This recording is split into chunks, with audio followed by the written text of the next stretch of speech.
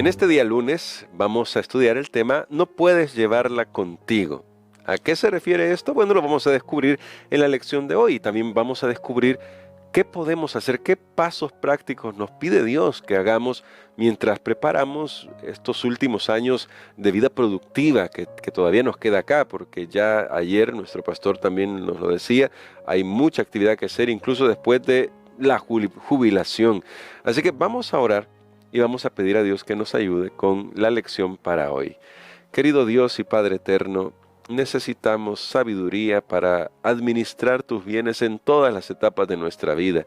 A veces no lo hemos hecho bien cuando estamos más jóvenes, pero a medida que vamos madurando, ayúdanos a hacerlo mejor para tu honra y tu gloria. Lo pedimos en Jesús. Amén. Pastor, lo primero que quisiera destacar para la lección es por qué el título "No puedes llevarlas contigo". ¿A qué se refiere la lección y cuán importante es caer en la cuenta que hay cosas que cuando llegue el final de nuestros días sobre esta tierra, de verdad no las podemos llevar? Yo creo que al final es todo. Sí. No podemos llevar todo lo que adquirimos. Job lo decía: desnudo salí del vientre de mi madre y desnudo me iré. Él reflexionaba en la brevedad de la vida. La vida se pasa muy rápidamente y no importa cuánto hemos hecho o cuánto una persona haya hecho, al final no es de utilidad para esa persona. Los egipcios pensaron que podía ser de utilidad para ellos en el futuro y ponían en todos sus ritos, ahí en sus tradiciones, a los faraones, los ponían llenos de provisiones materiales que no fueron de utilidad para ellos, sino para otras personas posteriormente a lo largo de los siglos. Y algunas de esas cosas lograron estar en los museos. Así que no podemos llevar con nosotros lo que hayamos hecho, y es por eso que necesitamos saber qué hacer con aquello que vamos a dejar, porque recordemos lo que la Biblia dice: bienaventurados los que de aquí en adelante mueren en el Señor, descansarán de sus trabajos, pero sus obras con ellos siguen. Entonces, ¿qué obras son las que con ellos siguen? Uno dice, bueno, que un día me saludó, que un día me animó. Está bien, están las palabras, pero eso va más allá. Un cristiano piensa, y yo creo, hermano Gerson, tal vez todavía a esta altura de nuestra vida no éramos tal vez las personas más indicadas para hablar de lo que va a suceder en el futuro, como alguien que ya lo esté viviendo, pero lo podemos planificar, que un cristiano debe saber qué va a pasar con su patrimonio después que ya no esté. Eso no puede dejarse al azar, como alguien podría pensarlo. Muy bien, pastor. Y entonces, ¿qué principios tenemos que nos puedan guiar en eso? Porque tiene toda la razón. La verdad es que a medida que uno va avanzando en edad, no puede evitar el hecho de pensar qué va a pasar con lo que yo he hecho, con el esfuerzo, especialmente si le ha ido bien en la vida. Hay personas a las que, gracias a Dios, a medida que han avanzado por su diligencia, por su trabajo, les ha ido bien en la vida y tal vez se preguntan, cuando yo falte, ¿qué va a pasar con todo eso? Pero ¿qué podemos hacer proactivamente, es decir, tomando la iniciativa para asegurarnos qué va a pasar con eso? Bueno, uno, como lo mencioné el día de ayer, tal vez no hemos llegado, no hemos llegado a ese momento de nuestra vida, pero podemos ver qué le ha sucedido a otros. Ayer hablábamos de la jubilación. Una persona puede ver lo que pasa a alguien que ya está en esa etapa. Ahora, hay algunas personas que hacen sus cosas, sus bienes en la vida, son trabajadores, son diligentes, utilizan parte de eso, luego tienen un patrimonio, especialmente puede ser acciones, o puede ser cuenta en el banco, o pueden ser propiedades, y entonces no planificar sobre qué va a pasar con eso después que ya no estén es un error, porque algunos piensan, no, ahí que se encarguen las leyes, que se encarguen mi familia, y de todos modos, pues ahí que vea qué hacen ellos. Pero creo que no es la opción más sabia, porque obviamente ahí intervienen las leyes y cosas aquí, el patrimonio se reduce porque los abogados encargados de poner todo en orden van a quedarse con una parte de eso también. La familia, en un sentido, puede dejar dificultades, o sea, si alguien tiene su patrimonio y no testamentó para quién era, entonces a veces hay dificultad con la familia, pueden surgir personas que tal vez ni siquiera tenían una relación y de repente dicen, no, yo tengo una relación con esto, se va a juicios, todavía alarga el tiempo, a veces es difícil, lo hemos visto incluso cuando uno quiere adquirir propiedades para la iglesia y de repente no falta una firma, alguien no pudo ya vender su propiedad para la iglesia porque falta una firma de alguien que no la quiere dar y entonces tienen que hacer arreglos con respecto a eso. En otros casos las propiedades pueden quedar en manos de ya sea familiares o extraños que no están interesados en Dios, claro, ni en su causa.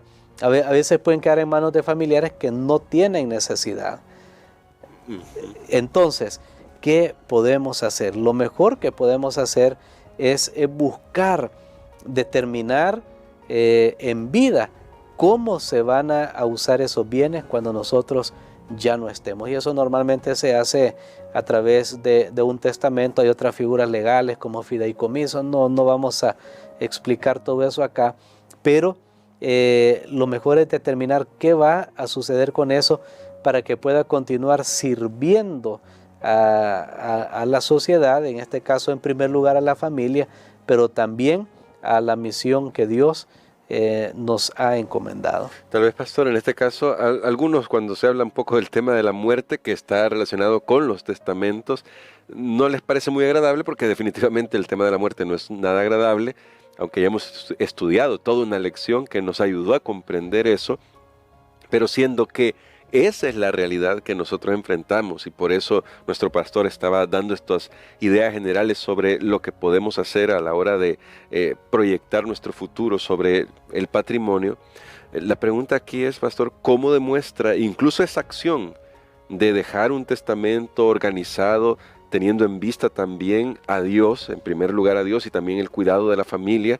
¿Cómo demuestra eso que realmente hemos administrado para el Señor? Bueno, porque regreso al texto de ayer que mencioné de Apocalipsis, que dice, yo soy el alfa y la omega. Dios dice, yo soy el principio y el fin. Y si Dios ha estado con nosotros desde el principio, una persona ha sido fiel en ofrendar, en devolver sus diezmos, en apoyar para la misión de predicar, también debería en la parte final de su vida poner el reino de Dios en primer lugar. Y es aquí donde tendríamos la oportunidad, de hermano Gerson, de que alguien pueda poner también como beneficiario a la iglesia, a la obra de Dios. Yo lo he visto personalmente.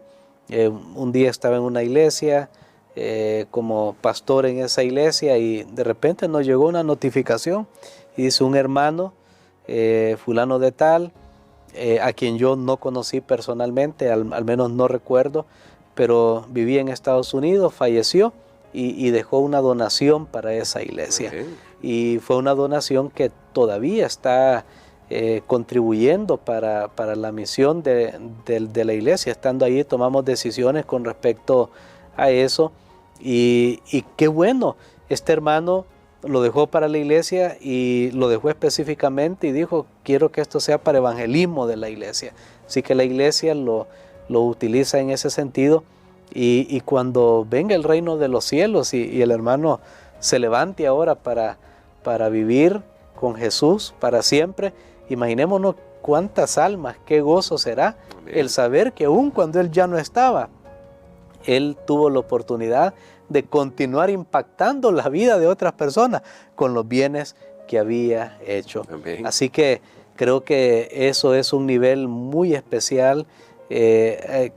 Normalmente, quiero decirlo aquí, en nuestros países, debo reconocer que eso no se ha practicado mucho. Es una práctica, sí. Pero En Estados Unidos, un grupo de miembros, especialmente de más edad, que estudiaron los escritos de Elena de White y los creyeron, se dieron cuenta que ella mencionaba que esto era algo que deberíamos hacer. Bueno, y qué importante, porque me gusta mucho eso que dices, podemos seguir impactando, podemos seguir sirviendo incluso cuando ya no estemos.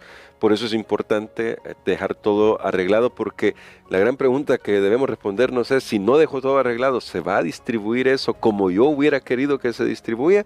Bueno, asegúrese que así sea, porque estamos dando principios prácticos de vida sobre el hecho de que qué va a suceder con lo que Dios nos ha permitido. Y si Dios nos lo dio, pues lo más lógico es que Dios reciba lo que Él mismo nos dio mientras estábamos en vida.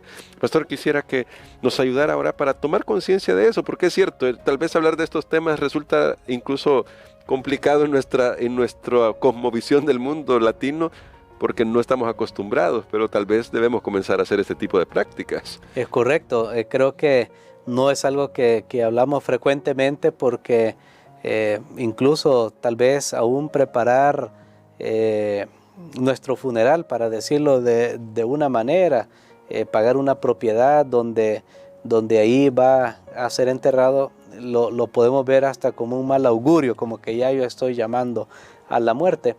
Pero yo creo que es una realidad en nuestro mundo, no la podemos negar, entonces debemos estar preparados. Por supuesto, estamos diciendo esto en el contexto de que Dios siempre debe ser el primero en nuestra vida, y Dios también nos manda que nosotros amemos y hagamos provisión para nuestra familia. Está bien, pero no nos olvidemos que siempre está el reino de Dios. Vamos a orar. Padre, te doy gracias, Señor, por esta lección maravillosa que nos das acerca de la necesidad de que tú continúes siendo el primero en nuestras vidas, aún en el final de nuestros días y aún cuando ya no estemos. Te pido, Señor, que puedas impactar el corazón de alguien para que pueda pensar más allá de lo que se ve. Ayúdanos para poder tomar consejo y seguir aquellas cosas buenas de tus hijos más fieles en esta tierra. Lo pedimos en el nombre de Jesús. Amén.